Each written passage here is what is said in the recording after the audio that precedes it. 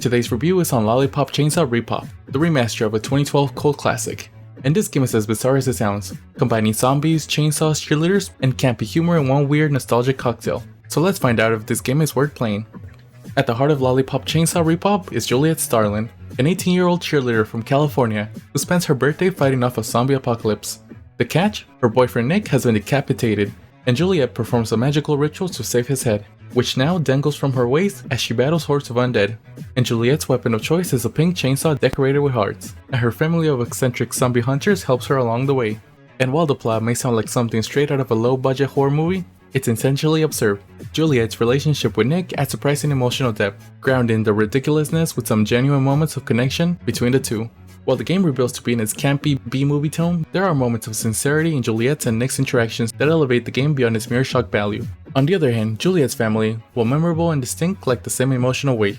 They're entertaining in their own right, each member as wild and unpredictable as the next, but the focus here is very much on Juliet and Nick's relationship. That said, the dialogue is unapologetically crass, filled with vulgar humor and pop culture references that are firmly rooted in the early 2010s.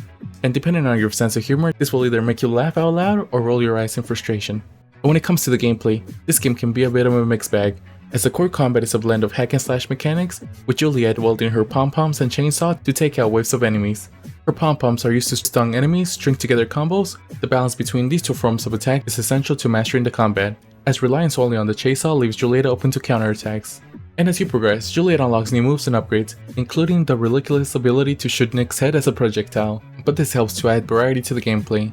And there's even a chainsaw blaster that lets you shoot enemies from a distance, and while it feels overpowered at times, it does break up close quarter combat nicely. And this game features an upgrade system where you collect medals to purchase new combos, costumes, and even stat bonuses. And by the end of your first playthrough, you'll likely have unlocked all the essential upgrades, which unfortunately makes the replay value less exciting unless you're hunting for achievements. However, this game falters with its gimmicky minigames, like zombie basketball and zombie baseball. While these diversions add variety, they quickly overstay their welcome. They're not particularly difficult, but can feel like an unnecessary padding in an already repetitive game loop. And Juliet also navigates through some clunky platforming, like mowing down zombies in a tractor, which are more frustrating than fun.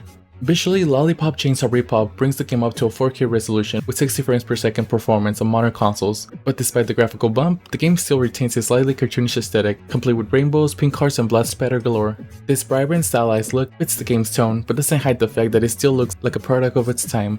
The remaster doesn't quite transform the game visually in a way that some might have expected, and in some instances it can actually look worse due to how the new textures blend with the old assets.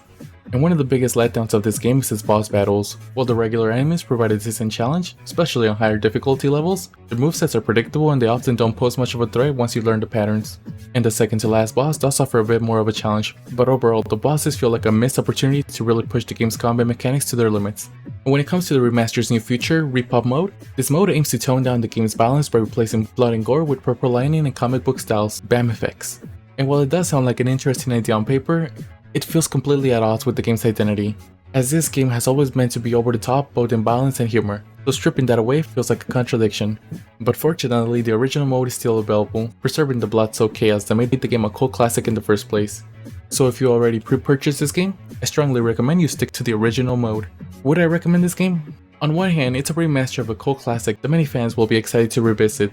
The quirky story, memorable characters, and chaotic combat still hold a chaotic charm that you don't see much in today's gaming landscapes.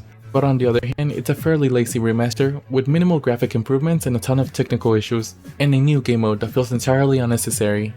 In my opinion, if you're a fan of the original game, then Lollipop Chainsaw RePOP might be worth picking up for the nostalgia alone. But if you're a newcomer, I honestly cannot recommend this game. For me, the game's a 6 out of 10, and it's just okay. So for most of my viewers, I recommend you skip this one.